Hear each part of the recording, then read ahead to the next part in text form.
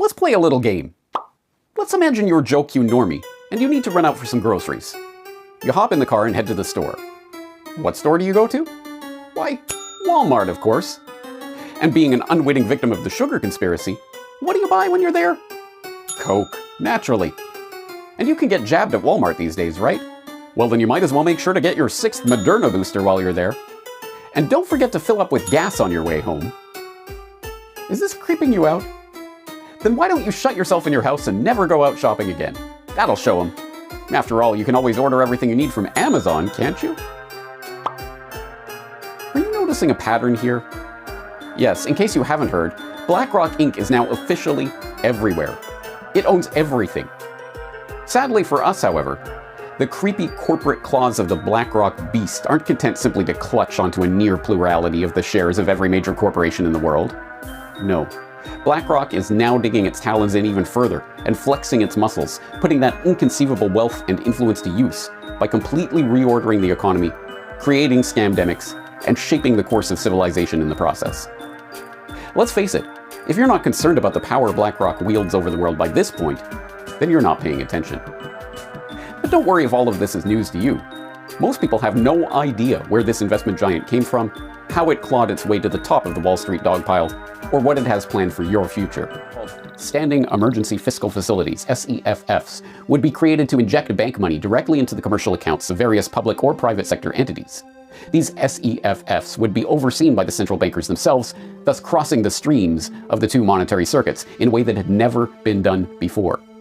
Any additional measures to stimulate economic growth will have to go beyond the interest rate channel and go direct, with the central bank crediting private or public sector accounts directly with money. One way or another, this will mean subsidizing spending, and such a measure would be fiscal rather than monetary by design. This can be done directly through fiscal policy, or by expanding the monetary policy toolkit with an instrument that will be fiscal in nature, such as credit easing by way of buying equities. This implies that an effective stimulus would require coordination between monetary and fiscal policy, be it implicitly or explicitly. Alright, let's recap. On August 15th, 2019, BlackRock came out with a proposal calling for central banks to adopt a completely unprecedented procedure for injecting money directly into the economy in the event of the next downturn. Then, on August 22nd, 2019, the central bankers of the world convened in Wyoming for their annual shindig to discuss these very ideas. So, did the central bankers listen to BlackRock? You bet they did. Remember when we saw how commercial bank deposits began moving in sync with the Fed's balance sheet for the first time ever? Let's take another look at that, shall we?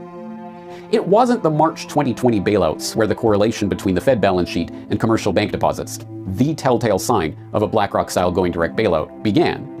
It was actually in September 2019, months before the scamdemic was a gleam in Bill Gates' eye, when we started to see Federal Reserve monetary creation finding its way directly into the retail monetary circuit.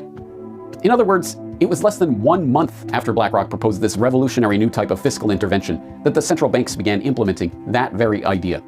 The going direct reset, better understood as a financial coup d'etat, had begun. To be sure, this going direct intervention was later offset by the Fed's next scam for forcing more government debt on depositors, but that's another story. The point is that the seal had been broken on the going direct bottle, and it wasn't long before the central bankers had a perfect excuse for forcing that entire bottle down the public's throat. What we were told was a pandemic was in fact, on the financial level, just an excuse for an absolutely unprecedented pumping of trillions of dollars from the Fed directly into the economy. The story of precisely how the going direct reset was implemented during the 2020 bailouts is a fascinating one, and I would encourage you to dive down that rabbit hole if you're interested. But for today's purposes, it's sufficient to understand what the central bankers got out of the going direct reset. The ability to take over fiscal policy and to begin engineering the economy of Main Street in a more, well, direct way. But what did BlackRock get out of this, you ask? Well, when it came time to decide who to call in to manage the scamdemic bailout scheme, guess who the Fed turned to? If you guessed BlackRock, then sadly, you're exactly right. Yes, in March 2020, the Federal Reserve hired BlackRock to manage 3 separate bailout programs: its commercial mortgage-backed securities program, its purchases of newly issued corporate bonds, and its purchases of existing investment-grade bonds and credit ETFs. To be sure, this bailout bonanza wasn't just another excuse for BlackRock to gain access to the government purse and distribute funds to businesses in its own portfolio, though it certainly was that. And it wasn't just another emergency where the chairman of the Federal Reserve had to put Larry Fink on speed dial, not simply to shower BlackRock with no-bid contracts, but to manage his own portfolio, although it certainly was that too.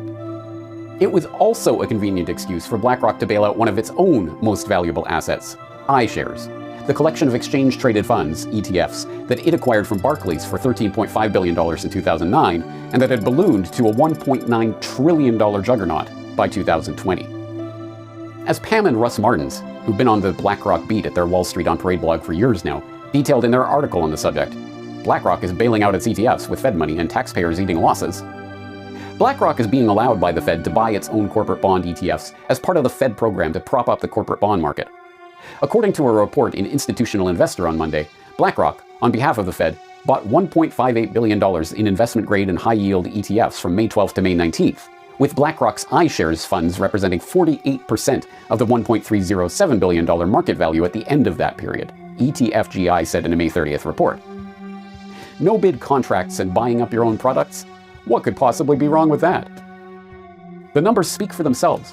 After BlackRock was allowed to bail out its own ETF funds with the Fed's newly minted going direct funny money, iShares surged yet again, surpassing $3 trillion in assets under management last year. But it wasn't just the Fed that was rolling out the red carpet for BlackRock to implement the very bailout plan that BlackRock created.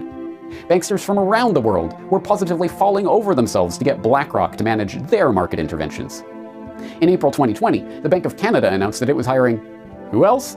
BlackRock's Financial Markets Advisory, FMA, to help manage its own $10 billion corporate bond buying program. Then, in May 2020, the Swedish central bank, the Riksbank, also hired BlackRock as an external consultant to conduct an analysis of the Swedish corporate bonds market and an assessment of possible design options for a potential corporate bonds asset purchase program.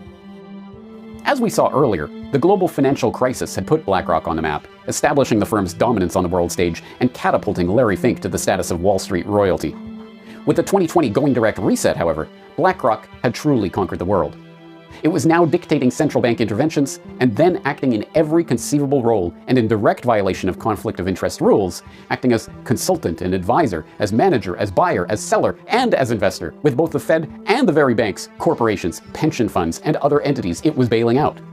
Yes, with the advent of the scamdemic, BlackRock had cemented its position as the company that owns the world. But, yet again, we are left with the same nagging question. What is BlackRock seeking to do with this power? What is it capable of doing?